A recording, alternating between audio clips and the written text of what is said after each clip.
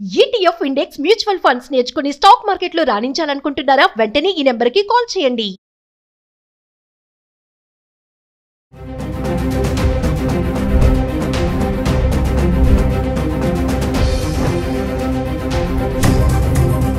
Hello viewers, welcome back to our channel. బంగారం ధరలు రోజు రోజుకి పెరిగిపోతున్నాయి. ఎంత పెరిగినా కూడా దాని మీద మోజు అనేది ఎవరికి తగ్గడం లేదు కదా.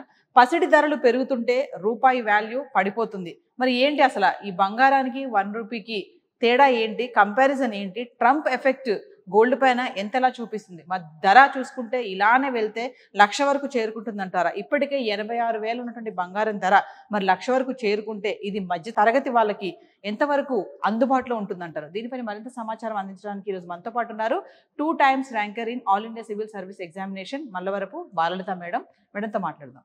నమస్తే మ్యామ్. నమస్తే అండి. మ్యామ్, ట్రంప్ ఎఫెక్ట్ అన్ని రంగాల మీద కుదిపేస్తుంది. సరే, అదంతా ఒక ఎత్తు అనుకుంటే బంగారం చూసుకుంటే రూపాయి పతనం, బంగారం పసిడి ధరలు పైకి ఎగబాకుతున్నాయని అనుకోవాలి. అంటే ఒకసారి చూసుకుంటే మరి ఈ రోజు చూస్తే 86,000 ఉన్న బంగారం ధర 1,00,000 వరకు కూడా వెళ్ళే ఛాన్స్ ఉందని కూడా చెప్తున్నారు నిపుణులు. ఒకసారి దీని గురించి ఏం చెప్తారు? ప్రపంచవ్యాప్తంగా లాస్ట్ 2 years నుంచి సెంట్రల్ బ్యాంక్స్ అన్ని కూడా వాళ్ళు ఎక్కడైతే నిల్వ పెట్టారో వాళ్ళు గోల్డ్ వెనక్కి తెచ్చేసుకోవటం. మన ఆర్బీఐ కూడా రాయల్ బ్యాంక్ ఆఫ్ ఇంగ్లాండ్ దగ్గర మనం దాచిపెట్టిన గోల్డ్ మొత్తం తెచ్చేసుకోవటం.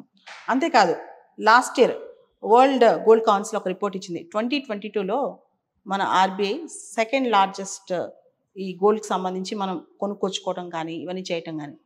సో గోల్డ్ అనేది సేఫ్ బెట్. పీపుల్ హ్యావ్, అంటే ప్రజలందరికీ కూడా ఒక డిజైర్ ఉంటుంది గోల్డ్ ఎక్కువ పెట్టుకోవాలి అని చెప్పి. ఎందుకు ఉంటుంది అంటే, ఓ పక్క రూపాయి పతనం అయిపోతుంది, ఇంకో పక్క ఇంటర్నేషనల్గా అంతర్జాతీయంగా మనం చూస్తే కోవిడ్ రావటం, రష్యా ఉక్రెయిన్ వార్ రావటం, ఇజ్రాయెల్ పాలస్తీనా ఇష్యూస్ రావటం, అన్సర్టెనిటీస్, అస్థిరత బాగా పెరిగిపోయింది. అండ్ బిడెన్ గవర్నమెంట్ పాలసీస్, ఆ తర్వాత ట్రంప్ వచ్చాక కామ్గా ఉన్నాడా అంటే టారిఫ్ వార్ స్టార్ట్ చేశాడు. అంటే వేరే దేశం నుంచి అమెరికాకి ఏదైతే ఇంపోర్ట్ అవుతున్నాయో వాటి మీద పన్నులు విధించాడు. ఏదైనా రా మెటీరియల్స్ కానీ ముడి సరుకు కానీ ఇంపోర్ట్ చేసుకునేటప్పుడు పన్నులు పెరుగుతాయి, అంటే రేటు పెరుగుద్ది. రేటు పెరిగితే ఏమవుతుంది, ఆటోమేటిక్గా అమెరికాలో వస్తువులు కాస్ట్లీ అవుతాయి. అంటే ఇండైరెక్ట్గా అమెరికన్స్ కూడా ఆ టారిఫ్ వార్లో ఆ వేసే పన్నుల భారం వాళ్ళ మీద కూడా పడుద్ది అనమాట. దీంతో ఏమవుతుందంటే, ఇదంతా చూసిన తర్వాత అమెరికాలో ఇన్ఫ్లేషన్ పెరిగిద్ది. ఇన్ఫ్లేషన్ పెరిగితే ఆటోమేటిక్గా మనం చూస్తే కరెన్సీ అనేది దాని యొక్క విలువ తగ్గుతూ ఉంటుంది. అప్పుడు సేఫ్ బెట్ ఏంటి? మార్కెట్స్ నమ్మలేము. ఏ మార్కెట్లో ఎప్పుడు మనీ బయటకు వెళ్ళిపోతుందో తెలీదు, ఎఫ్ఐఎస్ ఎట్లా బయటకు వెళ్ళిపోతే తెలీదు, ఇన్వెస్ట్మెంట్స్ ఎక్కడి నుంచి పోతాయో తెలీదు. ఈ టైంలో సేఫ్ బెట్ అనేది ఎల్లో మెటల్ అనమాట. ఈ టైంలో సేఫ్ బెట్ అనేది గోల్డ్, బంగారం. ఇప్పుడు అందరూ కూడా బంగారం మీద పడ్డారు. బంగారం అంటే కేవలం సాలిడ్ గోల్డే కాదు, వాళ్ళు గోల్డ్ బాండ్స్ మీద ఎక్కువ పెట్టుబడి పెడుతున్నారు అనమాట. మనం చూస్తే కనుక ప్రపంచవ్యాప్తంగా గోల్డ్ని నిల్వ ఉంచుకునే ఆలోచనే చాలా దేశాలకు ఉందన్నమాట.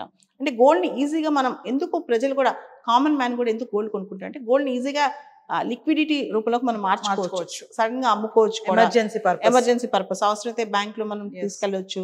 ఈవెన్ బ్యాంక్స్ కూడా మనకి government of India banks, reserve bank of India ఉంది. మనకి ఏమైనా సడన్గా డబ్బులు అవసరం అయితే వాటికి గోల్డ్ పెట్టేసి మనం మార్టగేజ్ చేసి అప్పు తెచ్చుకోవచ్చు. ఇలా రకరకాల ఉపయోగాలు ఉంటాయి గోల్డ్ వల్ల అనమాట.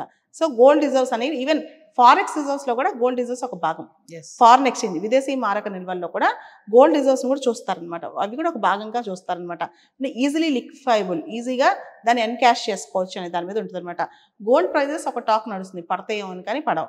ఆల్మోస్ట్ ఇయర్ ఎండ్కే 1 lakh గోల్డ్ ప్రైస్ రీచ్ అవుతుంది. ఇప్పుడు ఎవరైనా సరే గోల్డ్ కొనుక్కుంటే కనుక కరెక్ట్గా 10-12 monthsలో 10 to 15% హైక్ అయ్యే అవకాశం కనిపిస్తుందని చెప్పి ప్రపంచవ్యాప్తంగా నిపుణులు చెప్తున్నారనమాట. కాబట్టి ట్రంప్ యొక్క అన్సర్టెన్ పాలసీస్, ప్రపంచవ్యాప్తంగా గ్లోబల్ స్లోడౌన్, మార్కెట్ అన్సర్టెనిటీస్, ఈవెన్ రీసెంట్గా ఇండియా గ్రోత్ రేట్స్ కూడా ఇంతకుముందు 10 ఏళ్ల క్రితం డబుల్ డిజిట్ అనేవాళ్ళు, ఇప్పుడు 6.3 to 6.8 మాత్రమే ఉంటుంది అన్నారు. అంటే నువ్వు ఎంత ఎకానమీలో పెట్టుబడి పెట్టినా నీకు రిటర్న్స్, ఆ జెస్టేషన్ పీరియడ్ లాంగ్ ఉంటుంది. గోల్డ్ ఏమవుతుంది, లాస్ట్ ఇయర్కి రేట్ చూస్తేనే మనకి గోల్డ్ ఎంత ప్రాఫిట్ కనిపిస్తుంది. ఇంకా coming down the line 2 years చూసుకుంటే కనుక ఖచ్చితంగా 1 lakh పైనే ఉంటుంది అనమాట. కాబట్టి ఎవరైనా సరే దీనిలో పెట్టుబడి పెడితే మనకు సేఫ్ బెట్, ఖచ్చితంగా మన రిటర్న్స్ మన గ్యారంటీ ఉంటుంది అని చెప్పి సోవరిన్ గోల్డ్ బాండ్స్ కానీ, గోల్డ్ స్కీమ్స్ కానీ, లేదా ఫిజికల్ గోల్డ్ కానీ, గోల్డ్ ట్రేడింగ్లో కానీ చాలామంది పెట్టుబడి పెట్టడానికి ఇంట్రెస్ట్ చూపిస్తున్నారు. అంటే ఇప్పుడు ఇన్వెస్ట్మెంట్ పెట్టడానికి రైట్ టైం అని అనుకోవచ్చు అంటారు? ఖచ్చితంగా అండి. గోల్డ్ మీద ఇన్వెస్ట్మెంట్ పెడితే ఖచ్చితంగా పెరుగుదలే కానీ తగ్గేది ఏమీ ఉండదు. ఇన్ఫ్యాక్ట్ అదే సేఫ్ బెట్ అని కూడా చెప్పొచ్చు.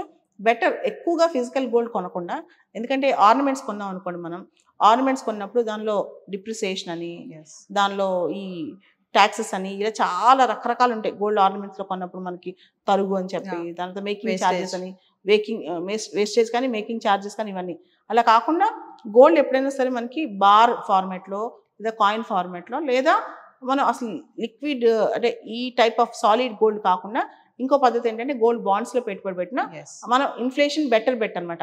అంటే ప్రైస్ రైజ్ మనం చూసాం, ప్రతి రెగ్యులర్గా ద్రవ్యోల్బణం పెరుగుతుంది ఇన్ఫ్లేషన్. దానికి గోల్డ్ కొనుక్కుంటే ఇన్ఫ్లేషన్ ఎలా పెరుగుతుందో గోల్డ్ కూడా ప్యారలల్గా అంతే పెరుగుతుందన్న నమ్మకం. ఇన్ని నమ్మకాల వల్ల చాలా మంది గోల్డ్ మీద పెట్టుబడి పెడుతున్నారు. గోల్డ్ ఇంకా పెరిగే అవకాశం ఉంది కానీ తగ్గే అవకాశం అయితే లేదు. అంటే ట్రంప్ విధించే టారిఫ్ పన్నులు ఏవైతే ఉన్నాయో దాని ఇంపాక్ట్ ఈ ప్రైసెస్ పైన పడింది అంటారా? అంటే ఇండైరెక్ట్గా ఖచ్చితంగా ఉంటుంది. ట్రేడ్ వార్స్ ఉంటాయి కదా, ట్రేడ్ వార్స్లో ఏమవుతుంది, అన్సర్టనిటీస్ పెరిగిపోతాయి. అంటే అమెరికాలో ఉన్న ఎంటర్ప్రినర్స్ కూడా సేఫ్ కాదు. ఇప్పుడు నేను అమెరికాలో బిజినెస్ చేస్తున్నా, ఇతర దేశం నుంచి నాకు వస్తువు కొనుక్కోవాలంటే అది కాస్ట్లీ. ఎందుకంటే ట్రంప్ దానిపైన చాలా పనులు వేశాడు. చైనీస్ ఒక ప్రోడక్ట్ కొనుక్కురావాలంటే ట్రంప్ దానిపైన చాలా పన్ను వేసాడు అనుకోండి, నాకు కాస్ట్ అవుతుంది కదా, అప్పుడు బిజినెసెస్ స్లో డౌన్ అవుతాయి, ఇన్ఫ్లేషన్ పెరుగుద్ది. అంతేకాదు అమెరికన్ కరెన్సీ కూడా అక్కడ డిప్రిషియేట్ అవుద్ది. ఇవన్నీ అన్సర్టనిటీస్ ఎందుకు ఫేస్ చేయాలి, గోల్డ్ మీద పెట్టుబడి పెడితే అయిపోయింది కదా. సో అలా ఇండైరెక్ట్గా అమెరికన్ ఎకనామిక్ పాలసీస్ కానీ, ఇన్ఫ్లేషన్ కానీ, ఆ కంట్రీ యొక్క ఫిజికల్ పాలసీ, మానిటరీ పాలసీ కానీ, ఇవన్నీ కూడా గోల్డ్ ప్రైజెస్ మీద ప్రభావం చూపిస్తాయి అన్నమాట. Thank you ma'am. Thank you అండి.